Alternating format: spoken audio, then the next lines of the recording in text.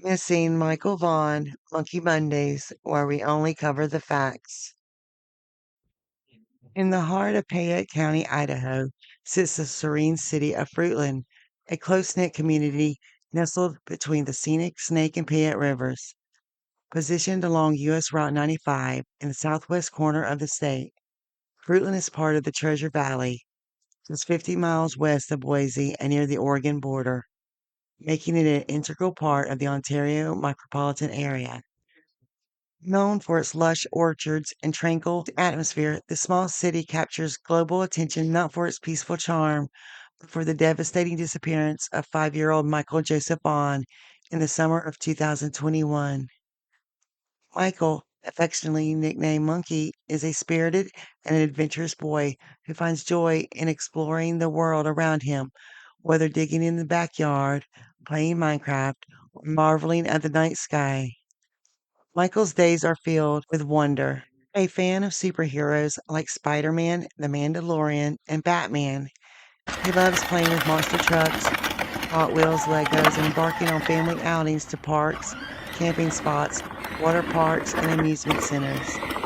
Michael's favorite readings includes Harold and the Purple Crayon, eating pizza and macaroni and cheese, and cheering on the Seattle Seahawks. On July 27th, 2021, Michael's mother, Brandineal, leaves for work, entrusting Michael and his siblings to the care of their father, Tyler Vaughan.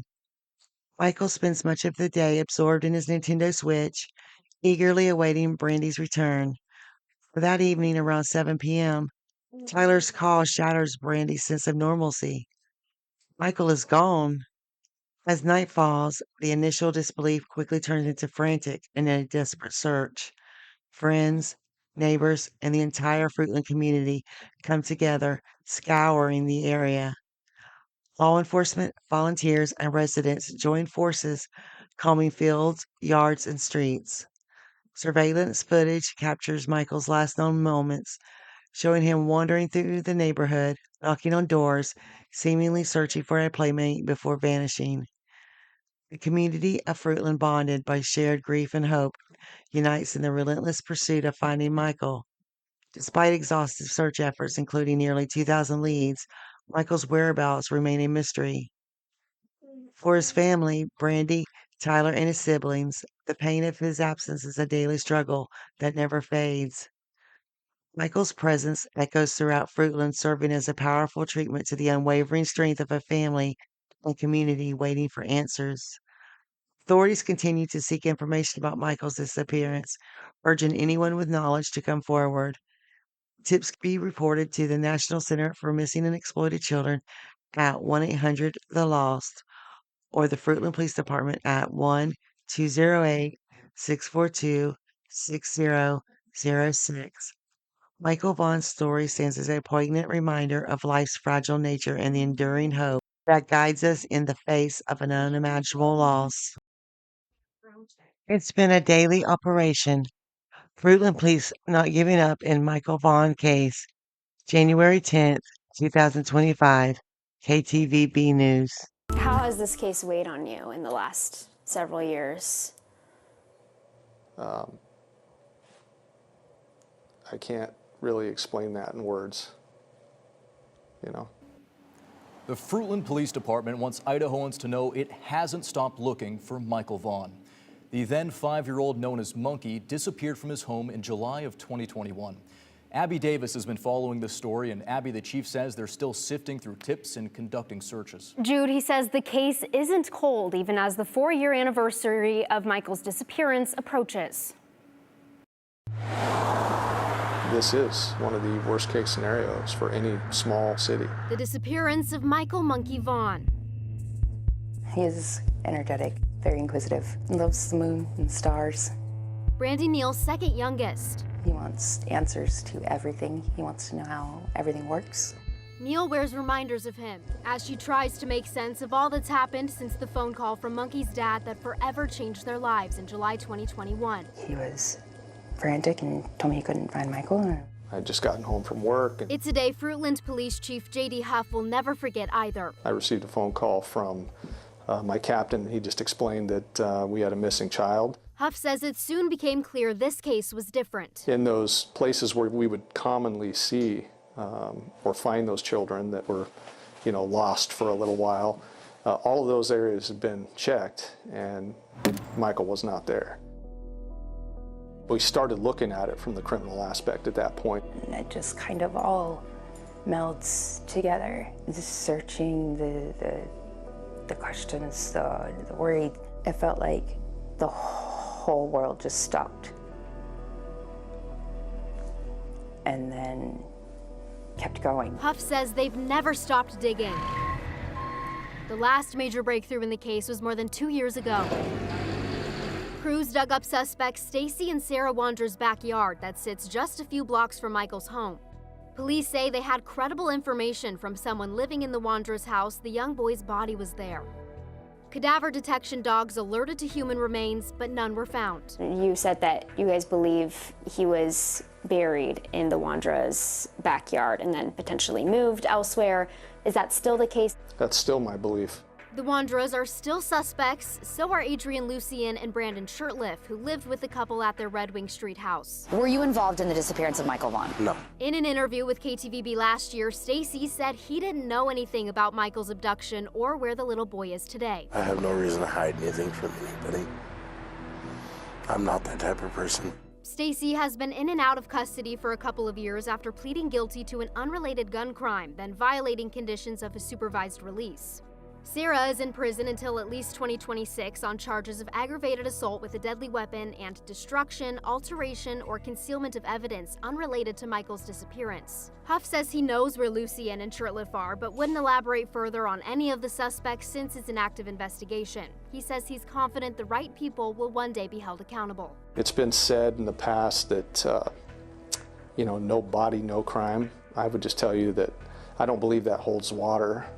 And the only reason I say that is because with the volumes of circumstantial evidence that you can obtain. We need that one piece, that one little piece to tell us where Michael is. Do you have hope that they'll bring Michael home? Yes. One way or another. Huff believes there are people out there that know what happened to Michael or have information about his disappearance. The chief urges them to call or text this number with any tips, 208-343-COPS. You can also send an email to findmichael@fruitland.org. Jude. Yeah, Abby, this tragedy has gripped the whole town of Fruitland. Whenever you drive through, you see all those signs and people looking for answers and closure. Yeah, just devastating. Yeah, thank you, Abby. Mother of Michael Vaughan posts video of suspects claiming he knows where body was buried. Frustrated no arrests have been made in more than 3 years. Michael Vaughan's mom publicly shared video this week of a suspect telling police his wife buried the young boy in their backyard. The then 5-year-old, known as Monkey to his family, went missing from his Fruitland house in the summer of 2021. So let's bring in Abby Davis now. Now, Abby, Michael's mom, Brandineal, posted that video with hoping law enforcement might bring Michael home because of this? Right, Brandy did decline an interview with me because of health reasons, but told me over the phone she's angry and tired of waiting. She says she wants answers about Monkey, even if she has to find them herself. Right under that mound area. That's Staceywondra. About where at compared to the trees? A little right to the right of the trees area. One of 4 people named as suspects by police investigating Michael Vaughan's disappearance. This video, captured on an officer's body camera November 12th, 2022, shows Stacy in the Washington County Jail. I don't know how far she actually dug, to be honest with you. Telling detectives over FaceTime he watched his wife Sarah bury the boy's body in their backyard. The couple lived just a few blocks from Michael's home. Crews were digging on the Wondra's property because police said they had credible information from someone living in the Wondra's house that the 5-year-old's body was there. It should be a garbage bag. Okay, what color is the garbage bag? It would either be white or black. We only had 2 colors. Is the duct tape still going to be over his mouth? It should be. Michael's mom, Brandineal, told KTVB Wednesday she and a family friend who runs Clutch Them Pearls on YouTube posted the video this week in hopes it would spur activity in the case. She says they unexpectedly received the evidence last spring as part of a records request. Give me an approximate time frame it took her to dig and buried? I don't know, I'd say probably between a half hour to an hour-ish. In the video, Stacy insists he didn't help his wife. There's no way I have the energy. He says the third suspect in the case, Adrienlucien, was there for the burial, but the fourth suspect, Brandonshirtliff, wasn't. The two men lived with the Wondras. Cadaver detection dogs alerted to human remains, but none were recovered. The Fruitland police chief recently told me he still believes Michael's body was buried in the backyard and then moved. Trust me, I want him home. I want you guys I want him to be found. In an interview with KTVB last year, Stacy said he had no idea why police think he's involved with Michael's disappearance. He's in federal custody after violating conditions of his supervised release. He previously pleaded guilty to an unrelated gun crime. Sarah is in prison until at least 2026 on charges of aggravated assault with a deadly weapon and destruction, alteration, or concealment of evidence, also unrelated to Michael's disappearance. Last Fruitland Police Chief J.D. Huff told me he knows where Lucien and Shurtliff are, but wouldn't say more since it's an active investigation. He did say this afternoon, though, that one of the suspects reached out to the department today. And Brandy said that she doesn't want her decision to post the video to discredit any of the hard work that the Fruitland Police Department has done. She says they've really worked tirelessly on the case. But she does hope to spark some sort of movement on this, I'm guessing, by putting it out in the public. And do we know how they got this, or what is Fruitland Police saying about it? Fruitland Police, they just told me that the video was mistakenly released, So and okay. that they wouldn't have released it because it's part of their case file. Yeah, because usually that's not what happens. They don't release stuff that is still part of an active investigation. All right, thank you very much, Abby. The four suspects. Sarawondra, 35 years old. Sarah lives at 1102 Red Wing Street in Fruitland and was living there at the time of Michael's disappearance. We believe that Sarah has firsthand knowledge and is involved in Michael's abduction. This is Sarah's husband, Staceywondra, 30 years old, a male. Stacy was also living at 1102 Red Wing Street in Fruitland and was living there at the time of Michael's disappearance. We believe that Stacy has firsthand knowledge and is involved in the abduction of Michael Vaughan. This is Brandonshirtliff, 30 years old, of k2u, Idaho. Brandon was living with Sarah and Staceywondra at 1102 Red Wing Street at the time of Michael's disappearance, and we believe Brandon has firsthand knowledge of Michael's abduction. Brandon is currently believed to be in North Dakota. Adrienluciennetemple, 32-year-old male out of Toledo, Ohio. Adrian was staying with Sarah and Staceywondra at 1102 Red Wing Street at the time of Michael's disappearance, and we believe that Adrian has firsthand knowledge of Michael's abduction. Adrian is currently believed to be in Toledo, but floats between Ohio and California. Sarawondra, a resident of Fruitland, Idaho, was arrested in connection with the disappearance of 5-year-old MichaelJosephVaughan, who went missing in July of 2021. Wondra was charged with failure to report a death. Authorities believe that she had knowledge of Michael's disappearance, but failed to report it. Sarah's arrest followed a search of her property located near where Michael was last seen, marking a significant development in the ongoing investigation. However, the charges against Wondra in Michael Vaughan's case were later dropped without prejudice, meaning she can be recharged for the crime at any time. The investigation into Michael's fate continues, with authorities actively pursuing various leads. Sarawondra. On November 11, 2022, the Fruitland Police Department executed a search warrant, according to court documents.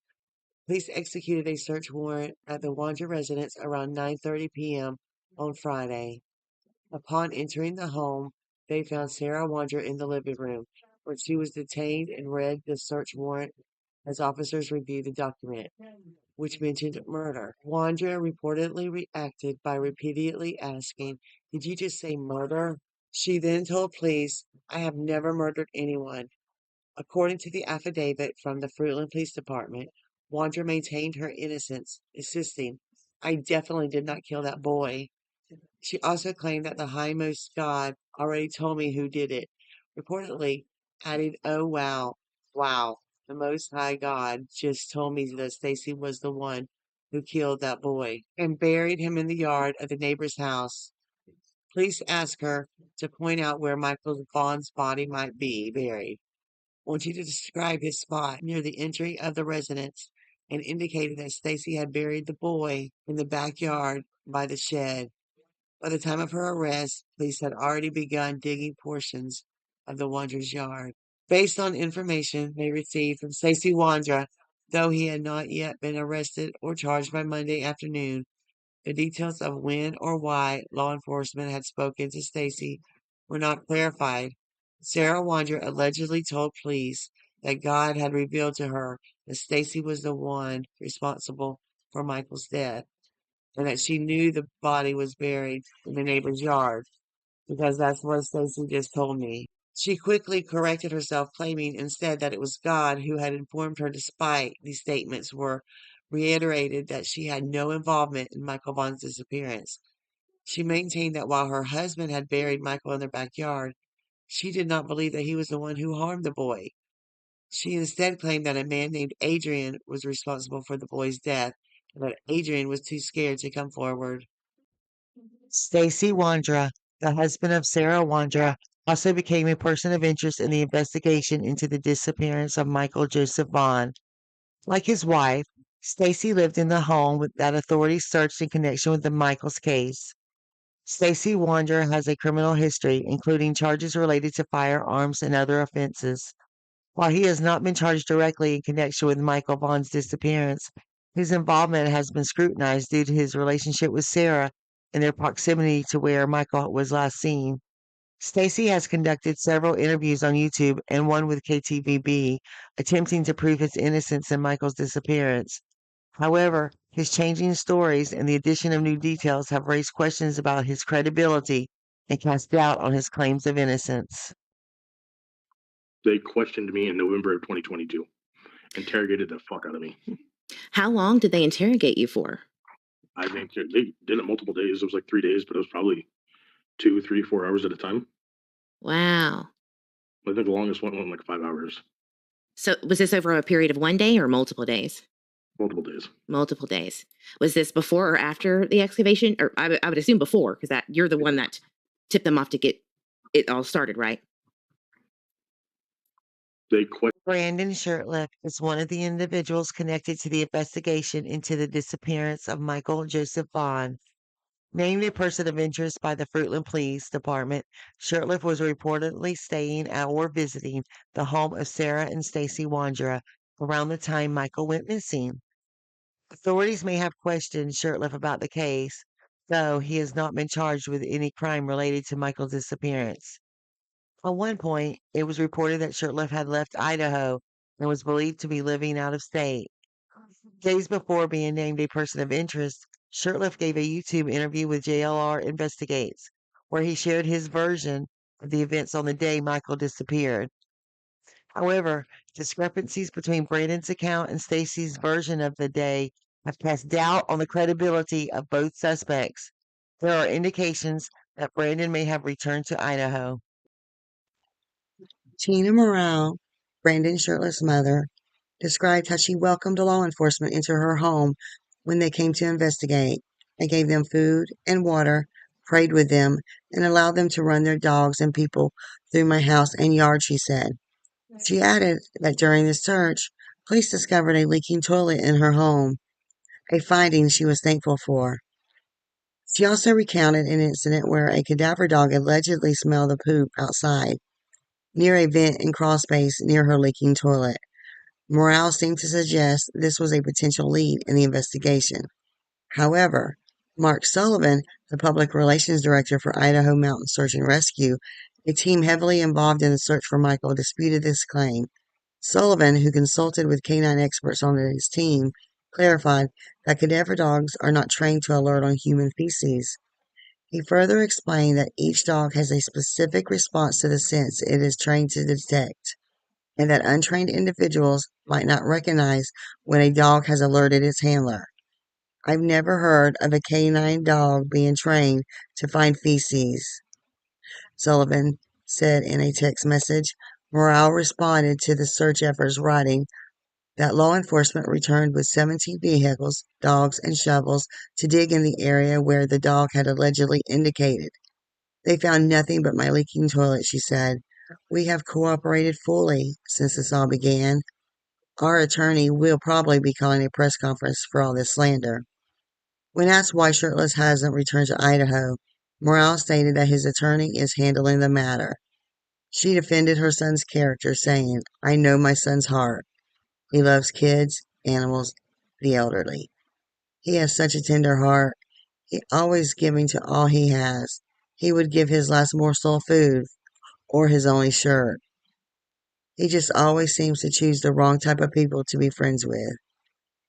KTVB reached out to law enforcement for clarification on Morale's comments, but they declined to elaborate due to the ongoing nature of the investigation. KTVB also visited Morale's home in Kuna for further comment, but she did not answer the door. In a press conference held in December of 2022, police revealed they had conducted a warrantless search of a home in Kuna, but did not provide additional details. Law enforcement clarified that a warrant is not necessary if the homeowner voluntarily grants permission for the search. Is the duct tape still going to be over his mouth? They should be.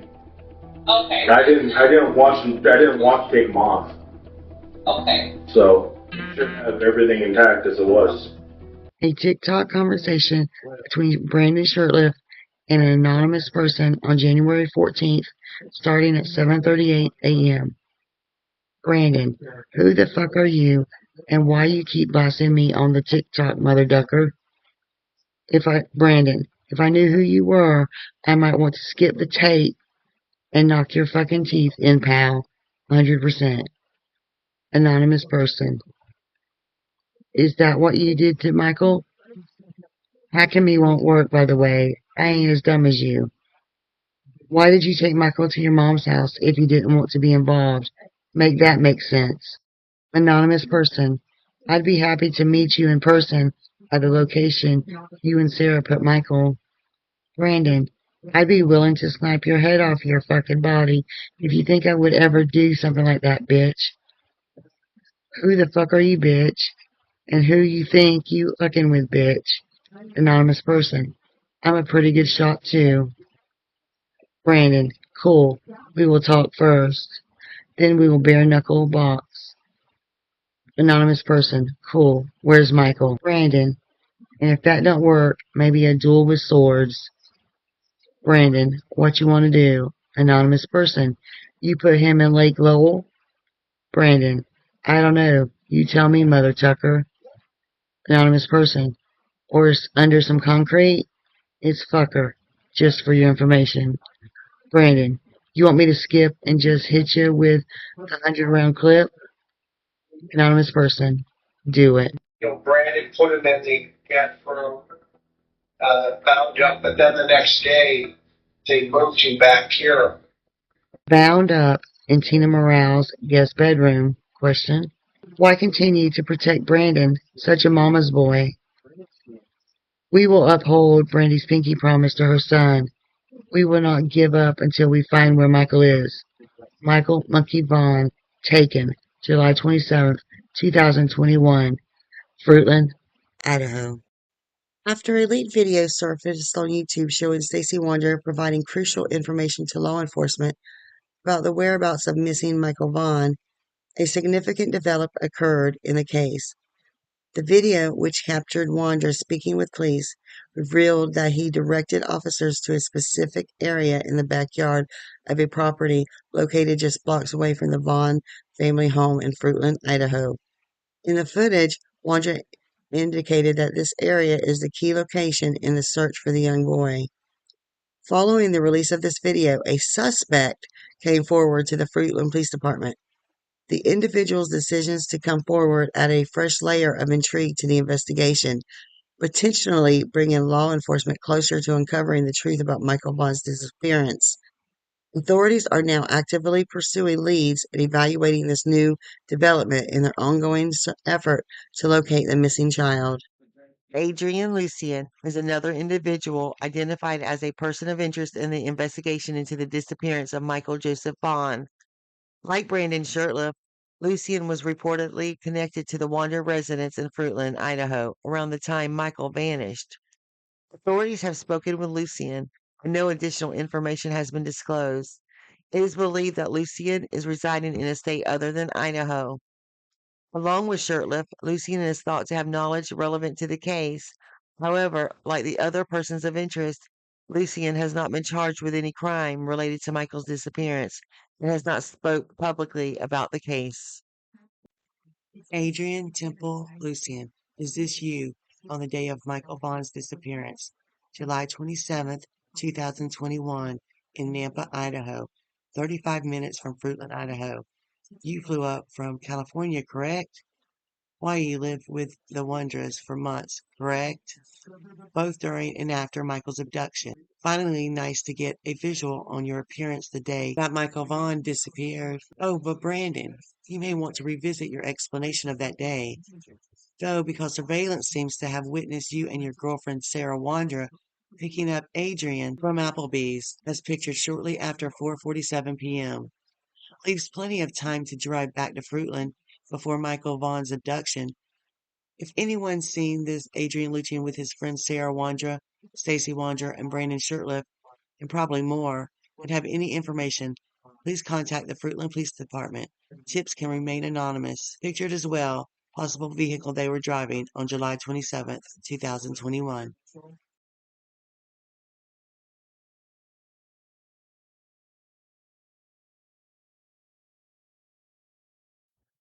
Michael Joseph Vaughan, lovingly called Monkey, was born on June 24th, 2016, to Brandineal and Tyler Vaughan. With his bright blue eyes and golden blonde hair, Michael radiates happiness, always eager to explore the world around him. Tragically, on July 27th, 2021, Michael vanished from his neighborhood in Fruitland, Idaho, at just 5 years old, standing 3 feet 7 inches tall and weighing around 50 pounds. He was last seen wearing a light blue Minecraft t-shirt, dark blue boxer briefs, and sandals. Despite extensive search efforts by authorities and the community, Michael's location remains unknown. Investigators believe Michael was abducted between 6:40 and 7 p.m. near his home on Southwest 9th Street and Arizona Avenue. The Fruitland Police Department continues to request any information that could help bring Michael home. If you have any details, please contact 1-208-642-6006 or dial 911. The ongoing support and vigilance of the community are critical in reuniting Michael with his family. I need you to know how much Michael is loved. I need you to know how much he is missed. Our family is broken. You can't take one of our most precious citizens from us and ever expect us to stop. He's coming home. If you have any information on Michael, please call the Fruitland Police Department at 208-642-6006. Crime Stoppers at 1-800-222-TIPS and 1-800-222-8477. Or call the National Center of Missing and Exploited Children at 1-800-843-5678 or dial 911. Hope is why we are here.